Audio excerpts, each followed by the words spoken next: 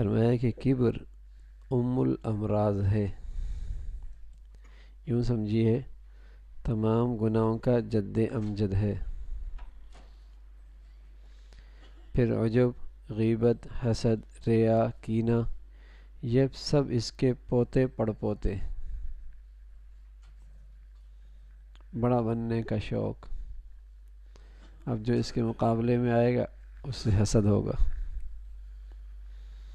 جو اس کی رائے کو وہ کاٹے گا اس سے نفرت پیدا ہوگی، کینہ پیدا ہوگا۔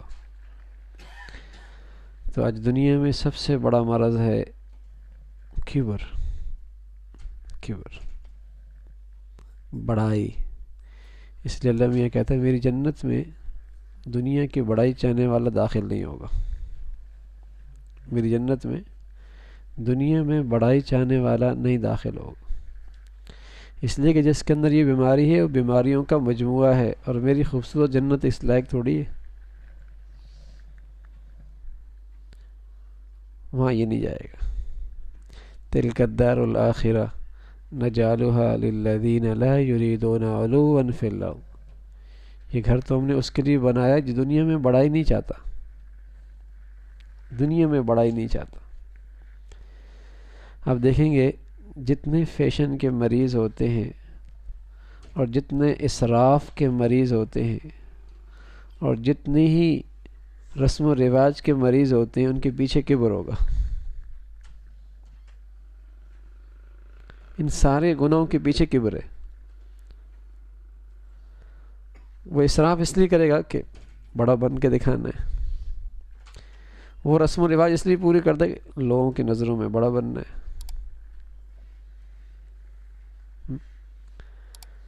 تو یہ جتنی بیڑیاں ہیں نا معاشرے کی، جتنی بیڑیاں ہیں معاشرے کی آج جو ایمان پہ نہیں چلنے دیتی، ان سب کی بنیاد یہی بیماری ہے، لوگوں کی نظروں میں بڑا بننے کا شوق۔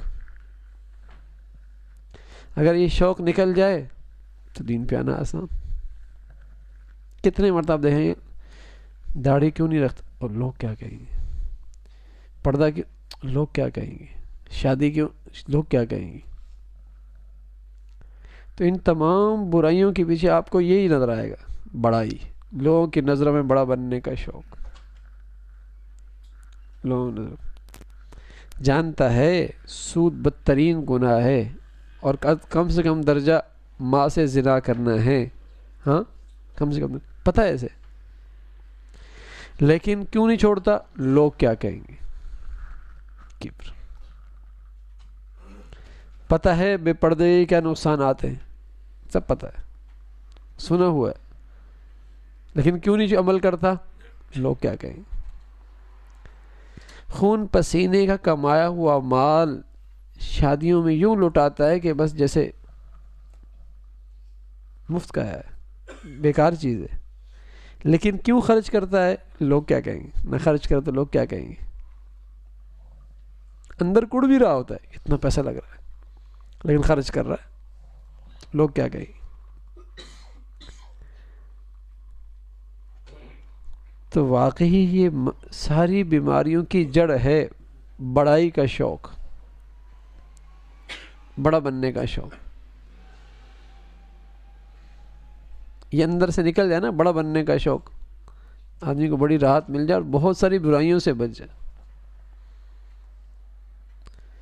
لیکن نکلتا نہیں ہے آسانی سے۔ یہ ساری بیماریاں نکل جائیں گی، جو بیماری سب سے آخر نکلے گی نا وہ ہے اندر سے یہ چیز۔ اس لیے لکھا بڑے بڑے دیندار بھی اس بیماری میں مبتلا ہوتے ہیں، بلکہ طبیب اور حکیم بھی مبتلا ہوتے ہیں۔ اس پہ لکھا کیا حکیم دل کا ڈاکٹر دل کا مریض نہیں ہوتا؟ ہوتا ہے نا، دل کا ڈاکٹر بھی دل کا مریض ہوتا ہے۔ تو بس اوقات طبیب بھی اس مرض میں مبتلا ہوتا ہے، طبیب بھی اس مرض میں مبتلا ہوتا ہے۔ آسان نہیں یہ چیز نکالنا، لیکن ہے بڑا خطر۔ یہ ابلیسی گناہ ہے، شیطان کا سب سے پہلا گناہ ہے، جس سے وہ مردود ہوا، اللہ کی نظروں سے گرا، بڑا بننے کا شوق۔ تو سچ یہ ہے کہ شہرت اور بڑائی یہ کوئی اپنی ذات میں اچھی چیز نہیں ہے، اس میں خطر، فتنے ہی فتنے، نقصانات ہی نقصانات۔ اس لیے کوئی بھی ایسا طریقہ اختیار کرنا جس سے اس کی شہرت ہوتی ہو یا وہ جسے کہیں کہ مشہور ہوتا ہو، حتی الامکان اجتناب، ہاں خود اللہ کر دے وہ دوسری بات ہے۔ اس سے دین کا بھی نقصان ہوتا ہے، دنیا کا بھی نقصان ہوتا ہے، دین کا بھی نقصان ہوتا ہے، دنیا کا بھی نقصان ہوتا ہے۔ بس اوقات آدمی دین کے روپ میں کوئی ایسا کام کر جاؤں کہ دنیا دیکھے، ارے میاں، پھر اس میں وہ حدود کا خیال نہیں رکھتا، شرعی حدود کا خیال نہیں رکھتا، ہاں پس پردہ وہی شوق ہوتا ہے لوگ تعریف کر لیں۔ میں نے عرض کیا نا، دل کا مریض بھی دل کا بیمار ہوتا نہیں ہوتا، دل کا ڈاکٹر بھی دل کا مریض ہوتا نہیں ہوتا، تو بڑے بڑے لوگ بھی اس مرض میں مبتلا ہو جاتے ہیں، کوئی دعویٰ نہیں کر سکتا میں اس مرض سے پاک ہوں، یہ ایسی بلا ہے۔ تو کہنے کا مقصد یہ ہے کہ اس پر توجہ زیادہ دینے کی ضرورت ہے۔ کوئی مطمئن ہے کہ میں تو میرے اندر تو کوئی بیماری نہیں، میرے اندر تو کوئی بیماری نہیں۔ اور فرمایا کہ یہ کبر ام الامراض ہے، یوں سمجھیے کہ تمام گناہوں کا جد امجد ہے، پھر عجب، غیبت، حسد، کینہ، یہ سب اس کے پوتے پڑ پوتے ہیں، ساری بیماریاں اس سے پیدا ہوتی ہیں۔ میں نے اور بھی عرض کر دیا، اسراف کے پیچھے یہی بیماری ہے، رسم و رواج کی پابندی کے پیچھے یہی بیماری ہے، ہاں رسم و رواج کے پیچھے یہی بیماری ہے۔ بہت سارے گناہ صرف اس وجہ سے نہیں چھوڑ پاتا کہ لوگ کیا کہیں گے، لوگوں کی نظروں میں کیسا رہوں گا، پھر لوگوں سے تعلقات کیسے رہیں گے، لوگ اپنے آپ بلائیں گے نہیں، لوگوں سے کٹ جاؤں گا، لوگوں سے کٹ جاؤں گا، لوگ کیا کہیں گے۔ تو کیا مطلب، لوگوں میں بڑا بننے کا شوق۔ تھوڑا سا اس طرف ہو جائے، آ جائیں اندر آگے، بیٹے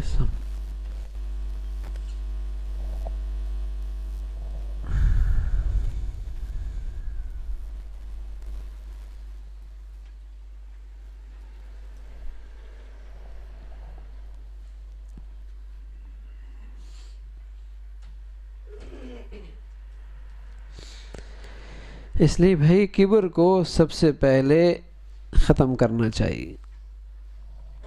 اس کے مرنے سے اس کے سارے بچے بھی مر جائیں گے، اس کے سارے بچے بھی مر جائیں گے، ورنہ اس کے ہوتی ہوئی دوسرے امراض کا ختم کرنا مشکل ہوتا ہے، مشکل ہوتا ہے۔ اس لیے اس کی طرف توجہ بہت چاہیے۔ خود حدیث میں ہے، جب تک رائی کے دانے کے برابر بھی کبر ہوگا جنت میں داخل نہ ہو سکے گا۔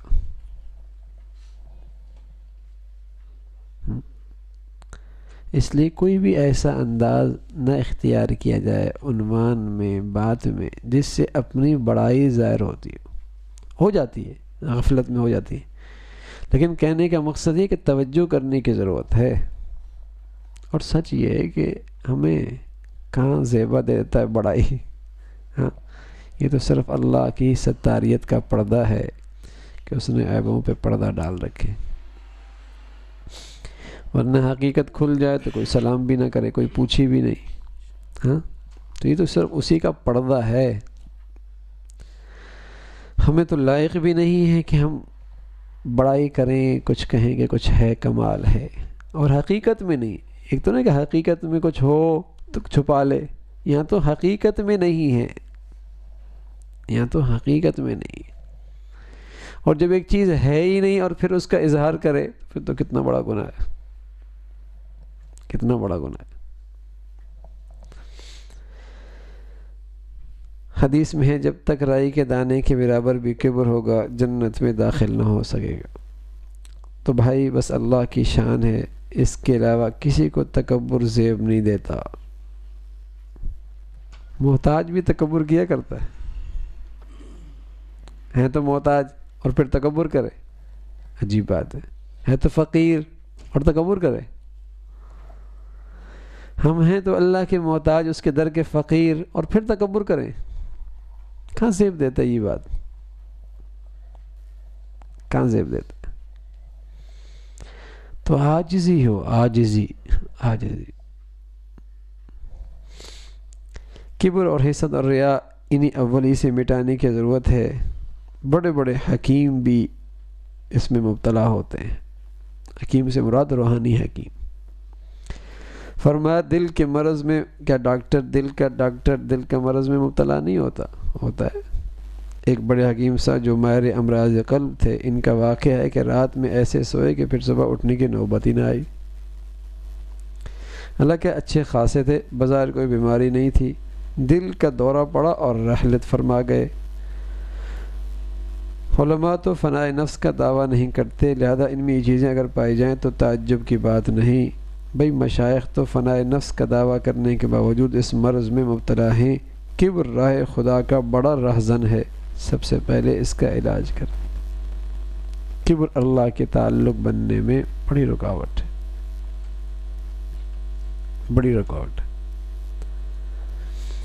اپنے متعلق بہت نیک گمان رکھنا، اپنی قیمت زیادہ مقرر کر لینا. جیسے کہتے ہیں اپنے منہ میاں مٹھو بننا. اپنے منہ میاں مٹھو بننا. اپنے ذہن میں اپنے متعلق یہ خیال کام کر لینا کہ ہم صاحب بالکل ٹھیک ہیں، ہمارے اندر کوئی کمی نہیں، ہماری نماز بالکل ٹھیک ہے، ہمارا روزہ ٹھیک ہے، ہم جو بھی کام کرتے ہیں وہ بالکل ٹھیک کرتے ہیں، ہم سے غلطی ہوتی ہی نہیں، ہم کامل اور مکمل ہو گئے. اگر اب کوئی شخص کہتا ہے کہ بھائی ہو سکتا ہے تم سے کچھ غلطی ہو گئی ہو اور اپنے معاملات پہ نظر ثانی کر لو، تو کہتے ہیں نا صاحب ہم تو نظر ثانی کر چکے، آپ اب پر نظر ثانی کریں. ہم تو نظر ثانی کر چکے، ہم بالکل ٹھیک ہیں. اپنے سے اتنا حسن ظن رکھنا، نیک گمان رکھنا، یہ مہلکات میں سے ہے. اپنے سے اتنا حسن ظن رکھنا اور اتنا نیک گمان رکھنا، یہ مہلکات میں سے ہے. حضرت خلیل احمد سالرپوری رحمۃ اللہ علیہ فرمایا کرتے تھے کہ مومن آدمی جو واقعی مومن، وہ کبھی بھی اپنی دینداری سے مطمئن نہیں ہوتا، کبھی. تبھی تو کہہ رہے ہیں حنظلہ نافق، حنظلہ منافق ہو گیا. اس سے بڑا کون مومن ہوگا؟ تبھی تو عمر کو کہہ رہا ہے حذیفہ سے، یار بتاؤ جو حضور نے تجھے منافقین کے نام بتائیں کہیں انہیں میرا نام تو نہیں ہے. مومن آدمی کہاں اپنی دینداری سے مطمئن ہو سکتا ہے؟ تبھی تو ام عائشہ فرمانے لگی کاش کہ میں کوئی گھاس ہوتی، کوئی چوپایا کھا جاتا، میرا نام و نشان ہی نہ ہوتا.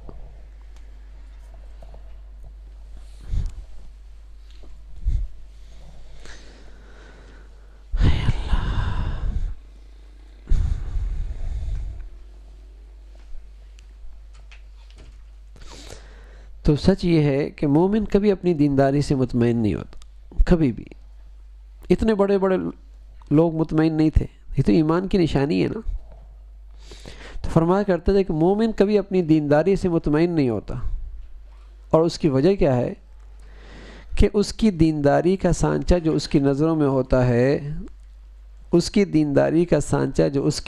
ہوتا ہے، وہ محمد الرسول اللہ کی زندگی، وہ حضرات صحابہ کی زندگی ہے. جب اپنی زندگی اس سانچے میں ڈال کے دیکھتا ہے تو صفر پاتا ہے، اپنے آپ کو صفر پاتا ہے.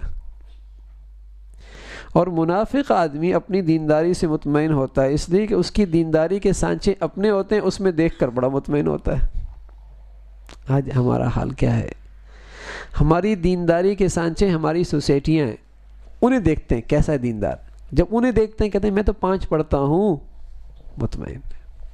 میری بیٹی تو دوپٹہ کرتی ہے، مطمئن. ہاں ہمارے گھر میں پھر بھی کچھ نہ کچھ تو اللہ اللہ رسول کی بات ہوتی ہے، مطمئن. کیوں؟ اس کی نظروں میں دینداری کا سانچہ کیا ہے؟ سوسائٹی، معاشرہ. نبی گئے، صحابہ گئے، اگر وہاں اپنے آپ کو دیکھے گا تو صفر نظر آئے گا، صفر. ہم وہاں صفر نظر آئیں گے. ہاں تو آج سانچے ہم نے یہ بنا رکھے ہیں، پڑوس والے کو دیکھ لیتے ہیں، ساتھی کو دیکھ لیتے ہیں، رشتہ دار کو دیکھ لیتے ہیں، خاندان کو دیکھ لیتے ہیں، دوستوں کو دیکھ لیتے ہیں، جب ان کی دینداری دیکھتے ہیں اور اپنی یار ان سے تو اچھے ہیں نا، مطمئن ہے، ہر شخص مطمئن نظر آئے گا آپ کو. اور دولت مندی اور دنیا داری میں ہمارے سانچے کیا ہیں؟ جو پورے سوسائٹی میں سب سے مالدار، اس کو دیکھو تو مطمئن ہے کوئی آج؟ فیکٹری، ارے یار کیا فیکٹری پوچھنا، کاروباری تو وہ ہے جس کی ایک سال میں 2 فیکٹری اور لگ گئی ہیں. تیرے بیٹے کو بھی اچھی جگہ، ابے کیا مل گئی یار، اس کے بیٹے نے تو فیکٹری بھی لگا لی. تو دنیا داری میں مطمئن کوئی نظر نہیں آئے گا، اس لیے کہ وہاں سانچے بہت بڑی ہیں. دینداری میں سب مطمئن ہیں. تو سچا مسلمان کبھی مطمئن نہیں ہوتا، کبھی مطمئن. اور مطمئن ہو کیسے؟ دینداری کا اصل معیار تو میرا نبی ہے نا، پیارا نبی ہے، پیارے صحابہ ہیں. کوئی ایک نماز بھی ہماری میل کھاتی ہے ان سے، اللہ اکبر. تو ہم کیا کامل اور کیا مکمل. کوئی ایک دن. تو سچا مومن ایمان والا وہ اپنی دینداری سے مطمئن نہیں ہوتا، وہ اپنی دینداری سے مطمئن نہیں، اس لیے کہ اس کا ہاں دینداری کا سانچہ پیارے نبی کی زندگی ہے، صحابہ کی زندگی ہے. اسے دیکھ کر کچھ نہیں پاتا اپنے آپ کو.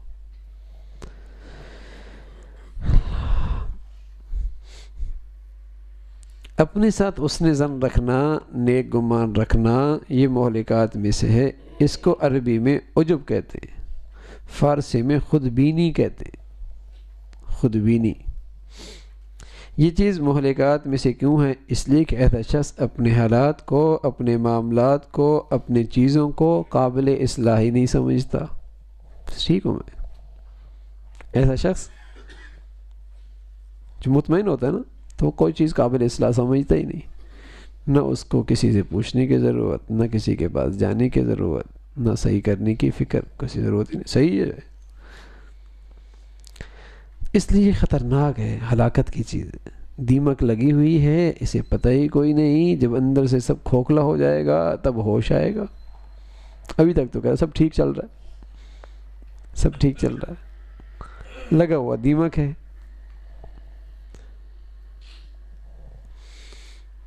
اپنے معاملات اور حالات میں اس کا کوئی کمی اور خرابی محسوس نہیں ہوتی. ظاہر ہے مریض کو اپنے مرض اور بیماری کا احساس نہ ہو تو بڑی خطرناک بات ہے. ایک مرض تو ایسا ہے کہ جس کو اپنے مرض کا، ایک مریض تو ایسا ہے جس کو اپنے مرض کا احساس ہے اور اپنے کو بیمار سمجھ رہا، تو اس سے توقع ہے کبھی نہ کبھی علاج کی فکر تو ہوگی، کبھی نہ کبھی علاج تو فکر ہوگی. اور ڈاکٹر اور حکیم سے رجوع کرے گا جس سے اس کا علاج ہو جائے، شفا ہو جائے. لیکن جو مریض ایسا ہو کہ اس کو اپنے مرض کا احساس نہ ہو، اپنے کو بیمار نہ سمجھے، بلکہ جو اسے کہے تو وہ اسے بیمار سمجھے، اپنا دشمن سمجھے. تو مجھے کہتے ہو بڑے آگے ہو نیک، تو مجھے کہتے ہو. تو جو اسے سمجھائے وہ بھی صحیح نہیں. تو اس کی حالت کی کیا امید ہو سکتی؟ اس کا علاج ہو جائے گا، اس کو صحت ہو جائے گی، کیونکہ وہ اپنے کو تندرست سمجھ رہا، اس لیے ڈاکٹر اور حکیم سے رجوع کرنے کی ضرورت ہی نہیں محسوس کرے گا. تو پھر ایسی صورت میں مرض اس کا بڑھتا ہی رہے گا.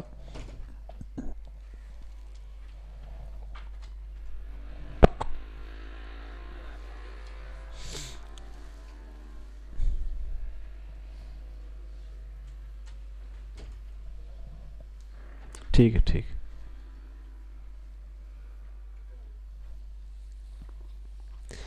اس لیے ڈاکٹر اور حکیم سے رجوع کرنے کی ضرورت ہی نہیں محسوس کرے گا. تو پھر ایسی صورت میں مرض اس کا بڑھتا ہی رہے گا اور حالت گرتی رہے گی. یہی حال بالکل اس شخص کا ہے جو خود بینی میں مبتلا ہے، اپنے کو قابل اصلاح نہیں سمجھتا، قابل اصلاح نہیں سمجھتا، جس کی بنا پر دینی اجتماعات، دینی مجالس میں، استفادے کی مجلس میں شرکت نہیں کر سکے گا، اہل اللہ اور بزرگان دین کی صحبت اور ان کی تربیت سے فائدہ نہیں اٹھا سکے گا. پھر یہ کہ جب کسی سے معاملہ کرے گا اور اس میں کچھ ناگواری ہوگی، چونکہ اپنے سے حسن ظن ہے، اپنے سے نیک گمان ہے، اس لیے سمجھے گا کہ فلاں ہی غلطی پہ ہے، معاملہ بھی میں نے ٹھیک کیا، غلطی اس کی ہے۔ غرض ہر معاملے میں اپنے کو رائے راست پر سمجھے گا اور دوسرے کو غلطی پر سمجھے گا۔ کوئی ایسا شخص اپنے کو صراط مستقیم کا معیار قرار دے رہا، میں تو صراط مستقیم کا معیار ہوں، جو میرے راستے پہ میری بات مانتا ہے وہ ٹھیک ہے، جو اس سے الگ ہو جائے ہٹ جائے وہ غلطی پر ہے۔ ایسے شخص کی اصلاح بڑی دشوار ہے، اس لیے اس کو سب سے زیادہ مہلک چیز فرمایا گیا۔ اعجاب المرء وہی اشدہن، اعجاب المرء وہی اشدہن، اپنے آپ کے بارے میں حسن ظن رکھنا اور اپنے بارے میں عجب میں مبتلا ہونا سب سے شدید مرض، اللہ کے نبی کہہ رہے اعجاب المرء وہی اشدہن۔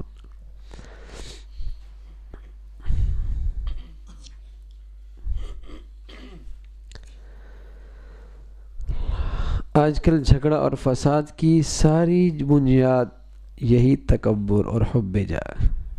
میں نے عرض کیا نا کہ سارے بیماریوں کی جڑ دنیا کے نظروں میں بڑا بننے کا شوق، اسراف اسی سے، رسم و رواج کی پابندی اسی سے، اور جھگڑوں کی بنیاد بھی یہی، جھگڑوں کی بنیاد بھی یہی، میں میرا خیال نہیں رکھا، مجھ سے نہیں پوچھا، مجھے بلایا ہی نہیں، ارے میاں یہ بیماری ہے۔ آج کل جھگڑا اور فساد کی جڑ بھی یہی ہے، ہر شخص بڑے بننے کی کوشش میں ہے۔ امام بننے میں تو جھگڑا ہوتا ہے، مقتدی بننے میں جھگڑا کوئی نہیں، مقتدا بنتا کوئی نہیں۔ فرمایا امام بننے میں تو جھگڑا ہوتا ہے، مقتدی بننے میں جھگڑا نہیں ہوتا، مگر جھگڑا آج امامت میں ہے۔ ہر شخص آگے بڑھنا چاہتا، آگے بڑھنا چاہتا۔ غلطی اور قصور کا اعتراف اور اقرار نہ کرنا یہ کمی کی بات ہے، اپنی غلطی کا اقرار اور اعتراف نہ کرنا یہ ایک بیماری ہے۔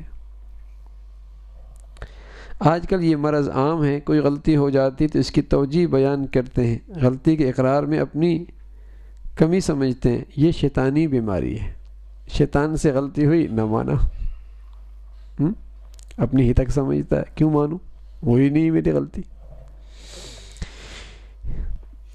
تو اس حکم کی تعامل تو نے کیوں نہیں کی؟ شیطان نے اپنی غلطی کا اقرار نہیں کیا کہ مجھ سے قصور ہو گیا، معاف کر دیا، بلکہ اس کی توجیہ کرنا شروع کر دی۔ اس لیے قرآن میں ہدایت سے محرومی کی ایک بڑی وجہ تکبر بتایا گیا۔ کفار کا جہاں تذکرہ ہے وہاں ہدایت سے محرومی کی بڑی وجہ تکبر، کہ وہ اس کی توجیہات بیان کرتا، حق سنتے تھے، حق دیکھتے تھے، معجزے توجیہات بیان کرتے، یہ جادو ہے، یہ ساحر ہے، یہ یوں ہے، یہ یوں ہے۔ اس لیے اللہ میاں نے کہا سأصرف عن آیاتی الذین یتکبرون فی الارض، ایسے متکبروں سے تو ہم پھر ہدایت کی توفیق ہی چھین لیتے ہیں۔ سأصرف عن آیاتی الذین یتکبرون فی الارض، انہیں پھر ہدایت نہیں ملتی۔ بڑی خطرناک چیز ہے بڑا بننے کا شوق۔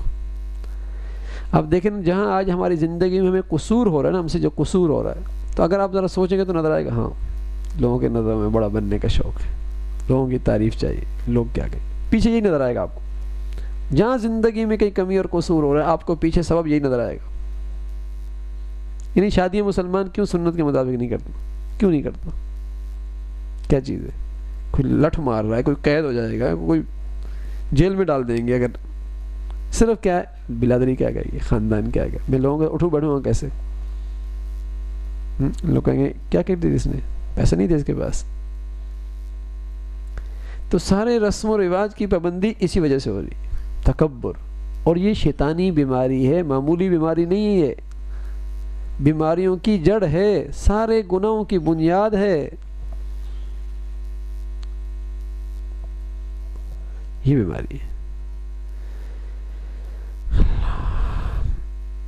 ہماری نیکیاں تو محدود، دوسروں کی نیکیوں کا پتہ نہیں چلتا، ہماری نیکی تو محدود ہے اور دوسرے کی نیکیوں کا پتہ نہیں چلتا، پھر ہم کو کیا حق ہے کہ اپنے کو بڑھیا سمجھیں؟ ہو سکتا ہے دوسرے کی نیکیاں زیادہ ہوں اور ایسا ہوتا بھی ہے۔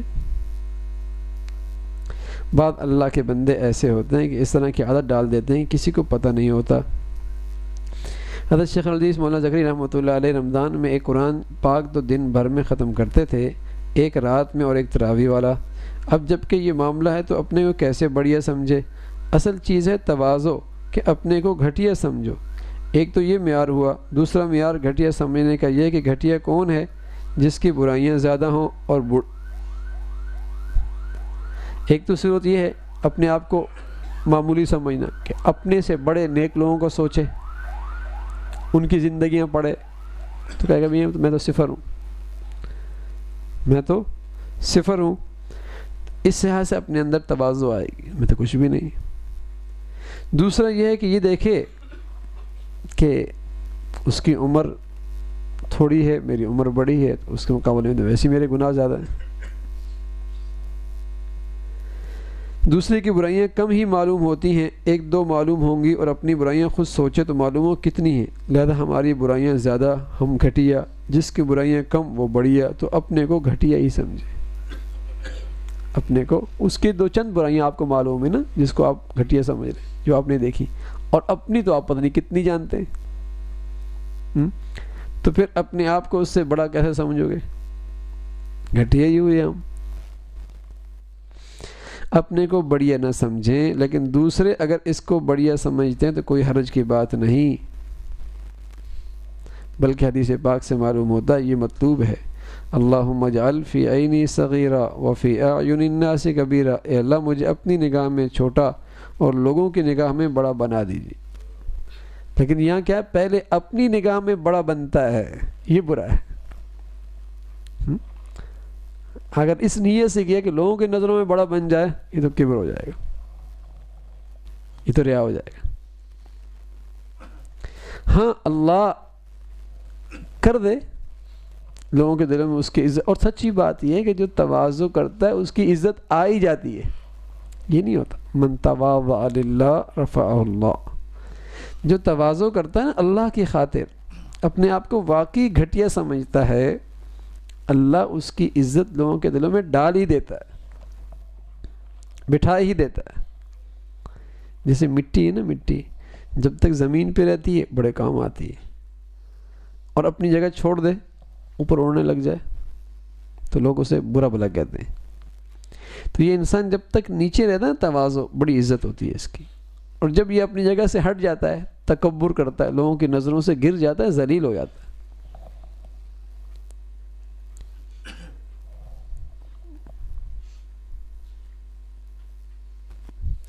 اس لیے کلام میں، معاملات میں کوئی ایسا عنوان نہ آنے پائے جس میں اپنی بڑائی یا کمال یا خوبی ظاہر ہو۔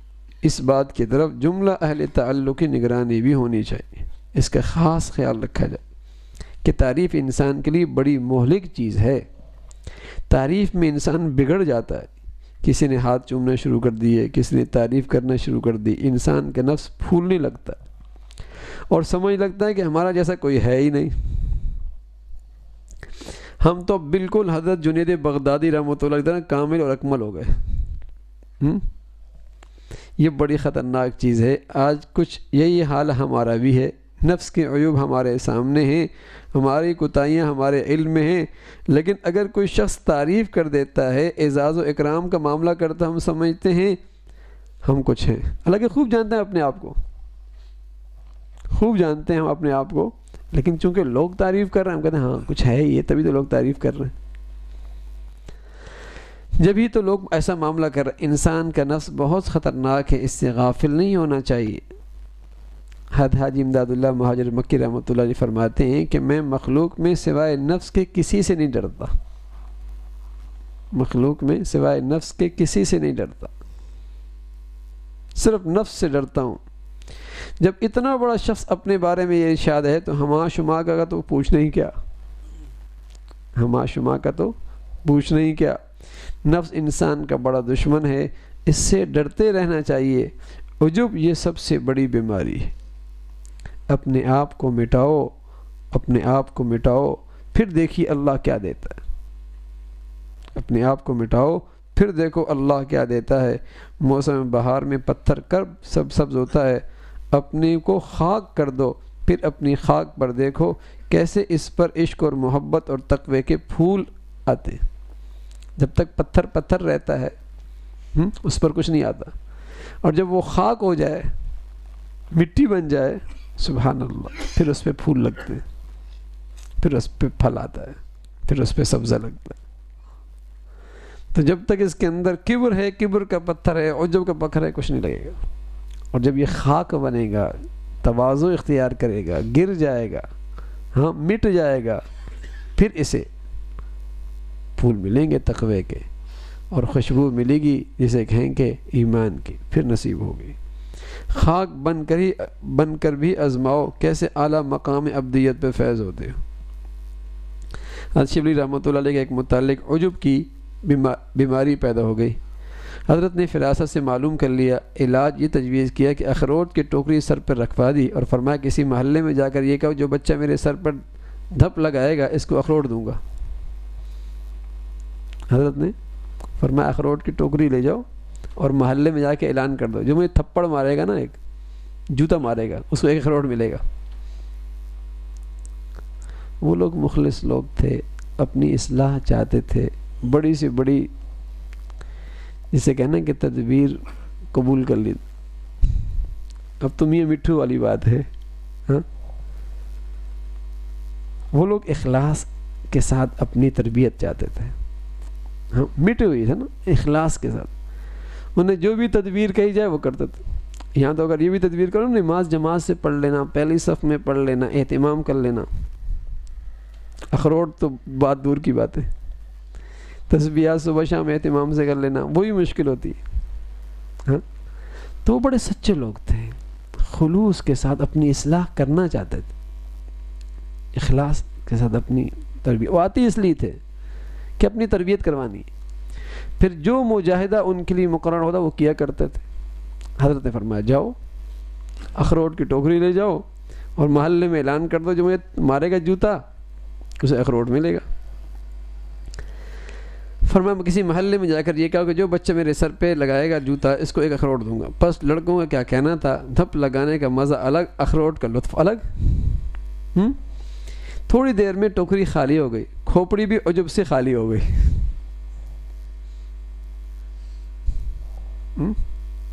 ٹوکری بھی خالی ہو گئی، کھوپڑی بھی عجب سے خالی ہو گئی۔ سچے لوگ تھے، سچے لوگ، ہاں واقعی اپنی اصلاح کی فکر تھی، اور انہیں اندازہ تھا کہ اس عجب اور اس تکبر کی کیا شناعت اور کیا گندگی ہے، کیسی ہلاکت۔ کون ہے بھائی آج کیا آدمی کو اپنی مرض کی شدت کا احساس ہوتا، ڈاکٹر کے پاس نہیں جاتا اور پورا جسم وہ کاٹ پیٹ کے لیے اپنے آپ کو پیش نہیں کر دیتا، کاٹ دو میرے جسم، اور کس قدر اپنے آپ کو پیش کرتا ہے، اس کی سطر بھی کھل جاتی ہے، غیر کے سامنے سے ہوتا نہیں ہوتا۔ کیوں؟ اس لیے کہ وہ اپنے مرض کی شدت کو جانتا ہے نا۔ آج ہم روحانی بیماریوں کی شدت کا ہمیں احساس ہی نہیں ہے کہ اس سے بھی کچھ ہوتا ہے، اس لیے آسان نسخوں پر بھی عمل نہیں ہوتا۔ تو اگر یہ شدت کا احساس ہو تو پھر تو علاج آسان ہے۔ فرمایا بس لوگوں کو کیا کہنا، دھپ لگانے کا مزہ الگ، اخروٹ کا لطف الگ۔ تھوڑی دیر میں ٹوکری بھی خالی ہو گئی، کھوپڑی بھی عجب سے خالی ہو گئی۔ مال اور جاہ سے آدمی تباہ ہو جاتا ہے، مال اور جاہ سے آدمی تباہ ہو جاتا ہے۔ اس وقت کسی کامل کی اور مربی کی ضرورت ہے جو اس کی رہنمائی کرے۔ اللہ ہم سب کو اس بیماری سے نجات نصیب فرما دے، اور اپنی اصلاح کی سچی فکر اور سچی تڑپ نصیب فرما دے۔ اللہم لک الحمد کلو ولک الشکر کلو، اللہم لک الحمد کلو ولک الشکر کلو، اللہم لک الحمد کلو ولک الشکر کلو۔ نستغفر اللہ نستغفر اللہ نستغفر اللہ۔ سبحان ربک رب العزة عما یصفون وسلام علی المرسلین والحمد للہ۔